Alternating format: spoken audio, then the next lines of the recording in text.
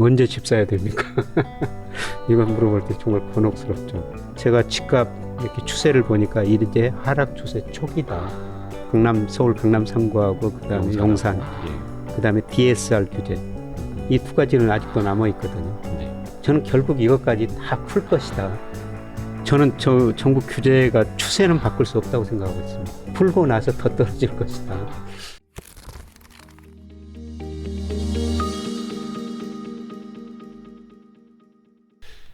약간 그 부동산 이야기를 좀 해보면 좋을 것 같은데, 항상 또 교수님이 저는 부동산 전문가가 아닙니다라고 말씀을 하시면서 시작하시는 걸로는 알고 있는데, 그래도 많이들 물어보잖아요, 사람들이. 뭐 특히 제가 제일 곤혹스러울 때는 그 제자들이 직장 들어가지고 이제 결혼하고 줄에 설라달라 거기까지는 괜찮은데요. 언제 집 사야 됩니까? 이건 물어볼 때 정말 곤혹스럽죠. 예. 그게 어떤 최근 뭐 몇 년 사이 아니 언제쯤 뭐 항상 작년부터요.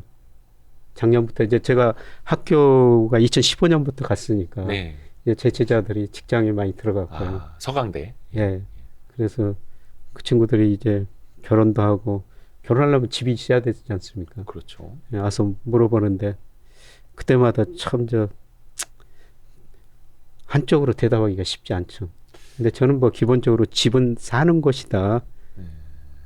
그 은행에서 돈 빌려가지고 집을 살 수밖에 없는데 네. 그 은행이 이제 원금 갚을 수 있는 능력이 있으면 지금 사도 된다. 네. 예, 그런데 그 부담이 너무 크지 않느냐. 그런데 제가 집값 이렇게 추세를 보니까 이제 하락 추세 초기다. 잠시만요. 하락 초기요? 예, 추세 초기다. 지금 6개월 떨어졌거든요, 집값이. 와, 근데 또 집이 있으신 분들이나 다주택자분들은 그 6개월이 엄청 길게 느껴지실 텐데. 예, 급락했죠. 급락한 거는 급등해서 급락한 거고요. 예. 예, 그런데 지금도 제가 보기에는 가대평가됐어요. 물가, 그다음에 소득, 월세 지수 이런 거 가지고 집값을 평가하는데요. 제가 평가 광고 이 책에다 예. 자세히 이거 기록해놨습니다만. 그리고 뭐 PIR이라든지 PIR. PRR 뭐 이런 것도 대표적으로 있고. PIR이죠. 네. 소득에 비해서 집값이 얼마나 높은가. 네. 그거는 뭐 전국뿐만 아니라 지금 서울은 지나치게 높거든요. 지금도 한 17배 정도 돼요. 중간가구 소득에 비해서 집값이 17배 정도 높다는 거죠. 떨어졌어도. 예. 그게 네. 장기 평균이 한 12배예요. 그래서 저는 뭐 집값은 지금 하락 국면 초기다. 예, 그래서 뭐 저희 학생들한테 조금 더 지켜보자. 월세 살자. 사실 전세도 지금 굉장히 비싸지 않습니까? 네. 그리고 요새 그 전세 사기 사건 많이 이런 음. 것들이 이야기하는 것도 사람들이 전세도 들어가고요. 최근에 그 전세제도에 많은 변화가 있는 건데 예, 장기적으로 보니까 전세 비중 꾸준히 줄어들고 월세 비중이 월세가. 계속 늘어나더라고요. 이게 그 큰 추세인가 아닌가 생각합니다. 그래서 우선 좀 월세 살아보고 네. 좀 기다리면서 근데 그 이야기가 지금 해주시면 많은 사람들에게 이제 와닿을 텐데 예. 사실 뭐 한 20년, 21년, 22년 거의 초까지만 하더라도 지금을 집을 사면 안 된다 이런 말씀이 사람들한테 안 와닿았을 거란 말이죠. 그렇죠. 근데 작년 상반기만 해도 뭐 별로 안 와닿았죠. 그렇죠. 한 신문사에서 빨리 집 사야 될 것 같은데 저 교수님 예. 막 사지 말라 예. 그런다고. 한 신문사에서 저를 낙관론자, 그다음 어떤 분을 비관론자를 해가지고 둘이 견해를 비교해 놨더라고요. 예. 아, 그러니까 부동산 시장에 네, 부동산 시장에서. 그죠. 예. 예. 비관론자. 예, 어떤 분을 낙관론자로. 예, 그런데 뭐 그 기자를 최근에 다시 뵀는데 네. 요새 저 낙관론을 주장한 사람들은 거의 없다는 겁니다. 요즘 그분들 이제 영끌 오적 막 이렇게 예, 불려가지고. 그랬는데 이제 또 한 번 토론 한번 해보자고 그럽니다. 지금 금리가 이제 떨어지기 시작하고 있지 않습니까? 예. 시중금리 금리가 내려가고 있죠. 떨어지면 예, 집값이 오른다고 분명히 할 텐데 아하. 그것 가지고 금리가 떨어지면 집값이 오를 것인가 그거에 대해서 토론을 한번 해보자고 그러더라고요. 최근에요. 예. 근데 저는 집값을 결정하는 게 금리도 중요하지만 경기가 더 중요하다는 거죠. 우리 잠재 성장률 떨어지고 올해 뭐 자려자는 1.2% 성장한다고 보고 있는데요. 네. 소득이 집 살 만큼 안 늘어난다는 겁니다.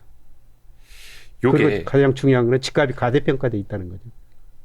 근데 일단 이제 반등할 수 있느냐 없느냐부터 이제 한 번 더 제가 여쭤보자면 주식 같은 경우에는 굉장히 경기를 선행을 하는데 예. 그러면 집값, 부동산은 경기랑 동행한다고 보면 되나요? 조금 후행해요. 후행, 집값은. 오히려 예. 후행. 예, 그렇습니다. 주가가 오르고 경기가 좋아지고 이제 소득이 많이 늘어나고 예, 그러면 이제 집값이 오르죠. 약간 요건 성격 급한 사람들은 왜 주식도 이제 먼저 바닥 잡으려고 예. 하다가 약간 좀 물려 있는 상태에서 시작하는 분들이 많은데 예. 그 스타일로 이제 집을 사시는 분들은 오히려 먼저 건들 수도 있거든요. 예. 근데 약간 그거는 좀 아니다. 먼저 건들려면은 요새 뭐 집을 팔려는 사람들이 뭐 급매물로도 내놓고 있지 않습니까? 예. 급매물 그런 거는 괜찮다고 생각해요, 저는. 오히려 싸게만 살 수 예, 있다면. 싸게만 살 수 있다면. 예.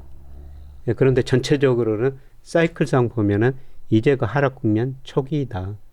우리 집값이 사이클상 보면은 6개월 떨어지고 그친 적은 거의 없거든요. 그 로버트 실러 교수도 책 보니까 주가보다 집값 예측하기가 훨씬 더 쉽다. 왜냐하면 집값은 상당히 오랫동안 한 방향으로 움직이기 때문에. 그럼 미국이나 한국이나. 예. 맞죠.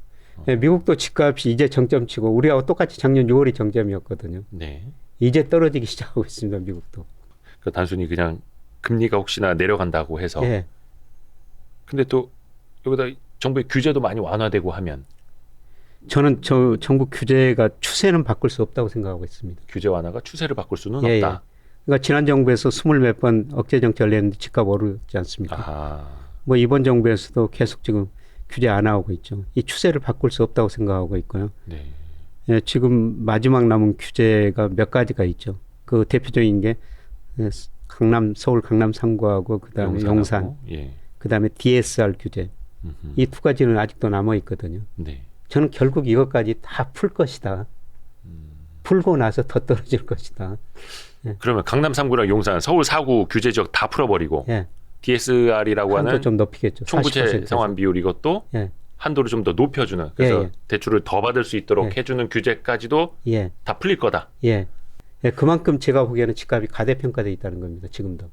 뭐라 해야 되나 좀 부동산 하락을 막을 수 없으니까 모든 규제를 거의 다 푸는 지경까지 갈 텐데 예. 그렇다면 그때는 부동산 시장에 어떤 좀 바닥이 만들어진다라는 걸까요? 예, 그렇죠. 그러니까 제가 뭐 2009년, 11년 사이에 여의도 한 아파트에서 전세 살았었는데요. 예, 그때 제가 정말 고민했던 게 그 아파트 가격이 전세 가격 밑으로 떨어져가지고 제가 전세금을 돌려받지 못할까. 아 맞다. 지난번에 그 얘기 해주셨었죠. 심각하게 고민했었죠. 네. 아직 여의도 아파트 그런 상황은 아니거든요. 예, 저는 그런 상황까지 와야지 된다고 보고 있습니다. 그리고 지금 미분양 주택 많이 늘어나고 있는데요. 예, 그럴 때 집을 사야 되는데 그리고 제가 거기서 전세금 받아가지고 그때 뭐 마포인가요? 어디 합정동에 합정동에 합정동에 굉장히 비싼 예. 저기 저 그 뭐 아파트. 무료로 거의 몇 개월 빌려주는 그 예. 집에 가서 사셨다고. 그렇죠. 그 3년 동안 3천만 원 주고 살았어요. 그때 그때 미분양 가구가 예. 16만 가구가 넘었습니다. 그렇게 많았나요? 예. 근데 지금 6만 가구 정도 되거든요. 전국에. 예, 예. 전국. 그러니까 그런 상황은 뭐 그때는 2008년 글로벌 금융위기가 좀 특수한 상황이었습니다만은 그 정도는 아니더라도 그 비슷한 상황까지 가고 예, 그다음에 요새 정부에서 그 미분양 아파트 사준다고 논쟁하고 있지 않습니까? 그죠. LH 통해 가지고 미분양 아파트를 지금 매입해야 되느냐 말아야 예. 되느냐. 예. 뭐 그런 것들이 실제로 행동에 옮겼을 때까지는 좀 더 지켜보시는 게 나을 것 같다. 아직 부동산 시장은 조금 심각해지지도 않았다. 이제 시작이다. 예, 저는 그렇게 보고 있습니다. 그러면 이게 한 어느 정도까지는 떨어져야 될까요? 그게 그러면 경기가 확실히 개선이 되고 그러면 그 다음에 부동산 시장이 좀 바닥이 예. 만들어진다는 걸지 예, 아니면 그렇습니다. 그 전에 가격적으로 먼저 좀 이제 메리트 있는 수준까지 내려가게 될지 사실 그것도 가격이 어려운 먼저 거예요. 떨어지겠죠. 가격이 떨어지면서 가격이 충분히 떨어졌다고 생각하면 그때부터 이제 서서히 거래량이 증가하기 시작하겠죠. 근데 그 PIR이라고 해서 이제 소득 대비 집값 예. 지수 그게 이제 지금 한 얼마 전까지 19배였고 떨어져도 한 17배 정도다. 예, 근데 과거 장기 평균이 한 12배 정도다라고 예. 말씀해 주셨는데 그러면 그 지금 17배에 있는 PIR이 한 10배 초반까지는 떨어져야 된다라는 뭐 말씀이시죠? 평균 12배까지는. 물론 그 사이에 소득이 좀 증가하겠죠. 네네. 분모에 있는. 그렇죠. 예. 소득이 증가하면서 그게 낮아질 텐데 소득 증가 속도보다 집값 하락 속도가 분자가 더 빨리 떨어지면서 12배에 접근해 갈 거라는 겁니다. 대략 그러면 거의 한 30% 이상은 집값이 더 떨어질 수 있다라는 걸로. 예, 그거를 보면은 뭐 그 정도 되고요. 뭐 다른 거 월세 지수로 평가해봐도 그 정도는 좀 가대평가됐거든요. 근데 사실 이게 주식 30% 떨어지는 것도 참 무서운데 집값 30%면은 근데 뭐 2009년, 2010년 그때 서울 아파트 30% 떨어졌어요. 글로벌 그때 우리가 금융위기 다 이후에 견뎠지 않습니까? 그 그냥 집 지나가봐서 사는 거니까 예. 그냥 돈 빌려서 무리하게 집 산 분들이 문제가 되지. 대부분의 사람들은 사는 곳으로서 집이거든요. 네. 지나가면 되는 거죠. 그냥. 뭐 1주택자라도 예, 뭐 물론 이제 그렇습니다. 그 대출을 많이 받으신 분들이 네, 좀 그분들이 좀 힘드신 건데 힘드시죠. 네. 그 이제 2022년에 너무나 이제 초고금리 시절에는 많은 사람들이 우선은 빚부터 갚는 게 재테크다라는 이야기도 예. 했고 근데 이제 2023년 물론 이제 금리 인하가 뭐 연말에 들잔대지 이제 가보면 되겠습니다만 그럼 지금은 사람들의 어떤 부채 관리 이런 걸 좀 어떻게 해야 될까요? 저는 저 금리는 이미 정점 찍고 떨어지는 과정이라고 보고 있고요. 네네네. 예, 지금 은행에 예금하면은 제가 얼마 전에 예금했을 때는 5%인데 뭐 어제 들어가 보니까 3.85%가 그 은행의 최고치더라고요. 와 많이 낮아졌네요. 이것도 제가 보기에는 높아요. 오. 그런데 어떤 자산에 투자해가지고 4% 이상 수익을 낼 수 있다면은 네. 은행 빚 일부 가져가도 될 것 같습니다. 아, 기대 수익률이 4% 이상이 된다면 예. 근데 저는 올해 이제 주식시장에서 기대 수익률이 4% 이상일 거라는 겁니다. 네네네. 4% 이상이라는 거는 이제 어떻게 보면 2022년에는 빚을 갚는 게 우선이었다면 지금은 오히려 거기에서는 조금 한 발 빼고 예, 조금 이제 공격적인 그렇습니다. 포지션으로 가도 된다. 이게 그렇다고 뭐 주식 투자를 정말 잘해야 되는데요. 아, 그죠. 그냥 사실 이제- 그 방법이 어려운 거죠. 또 이제 예. 방법론으로 들어가면 이제 어려운 거죠. 근데 이제 하지만 그렇게 해서도 부동산은 아직은 예. 아니다. 지수가 4% 이상 그냥 지금 저 1월만 해서 10% 올라버렸지 않습니까? 맞습니다. 그 12월 초였나? 코스피가 저점 대비 지금 1월 한 27일에 저희가 찍고 있는데 한 16, 17% 올랐더라고요. 예, 그 이상 올라버렸지 않습니까? 그러니까 근데 항상 고민이 되는 건 또 주가는 너무 또 빠르게 올라가지고 그렇죠. 늘 빠르게 오르고 또 빠르게 떨어지니까. 의심하는 사이에 다 올라 있고 예. 내가 발을 담그면 조정이 시작되고 또 물리고 시작하고. 그래서 사실 저 어제 저 증권사 뭐 지점에 계신 분들하고 몇 분하고 이야기해봤는데요. 네. 주가 지수가 이렇게 올랐는데 이번에 돈 버신 분이 별로 없으시대요. 1월 이장에서요. 예. 왜냐하면 별로 못 샀으니까. 계속 개인들은 다 팔았지 않습니까? 외국인들만 계속 사고. 그래서 기존에 가지고 있는 주식은 좀 올랐겠죠. 근데 새로 사지를 안 했다는 겁니다. 새로 들어간 돈이 없으니까 돈을 못 번 거죠. 그러니까 얻어맞을 때 얻어맞더라도 주식을 갖고 있어야 올라갈 때 그 상승을 누릴 수 있는데 예. 그래서 그런 말이 나오잖아요. 그래서 왜 비관론자는 명예를 얻고 낙관론자는 부를 얻는다. 예, 그렇습니다. 근데 사실 김영익 교수님 엄밀히 말하면 뭐 상시 비관론자는 아니고 예. 데이터를 보시면서 움직이는 거니까. 아, 좋습니다. 그러면 김영익 교수님은 비관론을 펼치시면서 명예도 얻으시고 이제 많이 저렴해져 있고 턴어라운드 될 때는 낙관론을 펼치시면서 부도 얻으시는 욕심쟁이인 걸로. 저는 뭐 그런 좀 명예보다는요. 네. 뭐 금융 민주주의란 말을 제가 거기서 써놨는데. 그렇게 책 앞에 네, 그거는 그 인사말 쓰실 로버트 때. 실러 이야기예요. 이 금융 민주주의라는 단어가 뭐냐면은 예. 우리가 금융에 대한 정확한 정보를 많이 어디선가는 줘야 되고 그걸 얻어가지고 금융으로 모든 국민이 부자가 돼야 된다는 겁니다. 네. 이게 굉장히 저는 바람직한 시대라고 보고 있어요. 음흠. 그래서 지금 뭐 이 방송도 그런 의미에서 저는 중요하다고 생각하고 있고요. 네.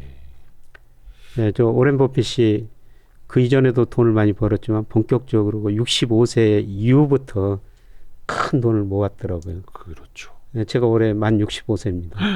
그래서 저는 올해부터 뭐 좀 보려고 올해부터 좀 적극적으로 좀 투자하고 그 있습니다. 복리 효과의 곡선 이렇게 되잖아요. 예, 이제 여기 오신 거네요. 예. 축하드립니다. 예. 뭐 진짜 시작 한번 해보고 있습니다. 저는 아직 20몇 년 남아가지고 아직 여기 예, 있습니다만. 네. 아니, 세월이 많이 남아 있으니까. 맞습니다. 맞는 말씀입니다. 사실 우리나라 뭐 석유 한 방울 안 나는 나라고 사실 있는 건 인적 자원밖에 없고 또 이제 인구도 줄어들고 그래서 이제 앞으로 성장 산업은 반도체 2차 전지도 있지만 금융으로 가야 된다. 저는 많은 금융으로 분들. 부를 늘려야 된다. 예. 우리나라뿐만 아니라 세계에서요. 우리가 경상수지가 98년부터요. 작년까지 한 1조 700억 달러 흑자를 냈거든요. 네. 그 돈 가지고 국민연금이 해외 직접 투자를 하는 거예요. 주식 투자하는 거예요. 네. 굉장히 중요한 의미를 가지고 있죠. 그래서 우리가 해외 주식 채권 많이 사놔다 보니까 연간 거의 200억 달러 정도는 배당하고 이자 소득으로 들어오고 있거든요. 나간 것보다 한 200억 달러가 더 많아요. 네, 네. 그거를 다 더 잘 하려면 운용해가지고 수익률 높여야 된다는 겁니다. 그렇죠. 네. 맞습니다. 그 뭐 한국에서도 벌고 저 서학개미들은 이제 예. 미국에서도 벌어오고 예. 또 중국에서도 벌어오고 해야죠. 그래서 금융 민주주의. 사실 근데 금융 민주주의는 또 어떻게 보면 민주주의는 이제 참여하는데 예, 의의가 있는 건데 많은 분들이 또 그래서 금융을 공부하고 예, 또 그렇습니다. 투자도 예. 끊임없이 참여하면서 예, 예.